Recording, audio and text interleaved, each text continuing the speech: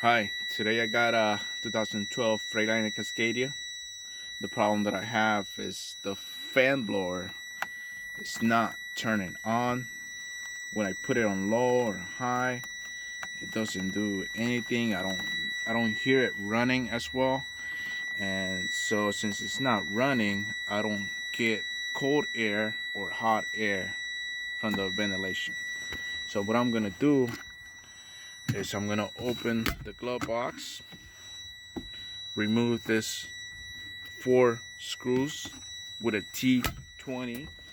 Then I'm gonna go down here. There's 2 more. There's 2 more here as well. And underneath there's 1 right there, and then another one as well. So once we get this out of the way, we're gonna be able to see the fan blower. We should be able to test the fan blower, see if we're getting any power, and we'll get the problem fixed. So once you take the glove box out and the plastic cover, there's gonna be 2 screws here, 1 here and another one right there. And on the fan blower there's 3 screws as well, using the T20. And then once you remove those screws, you're gonna pull it out, and then you should be able to pull it out easily. Then we're gonna check the ground and the power, see if we're getting any power in there as well.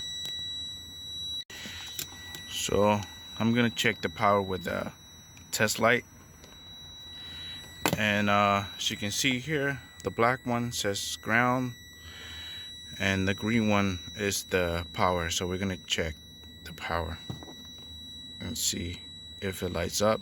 You can see it lights up, so that tells me the problem is on the fan blower. So we're gonna order a new part and install it and put everything back together. So I just got the new part. This is the part number. I got it from the Freightliner dealership. So I got the new motor installed already, and before I put everything back together, I'm gonna turn on the fan to the maximum, and as you can see, it's blowing up air. So yeah, it was a easy fix, just a fan blower. Hopefully this video can help you guys.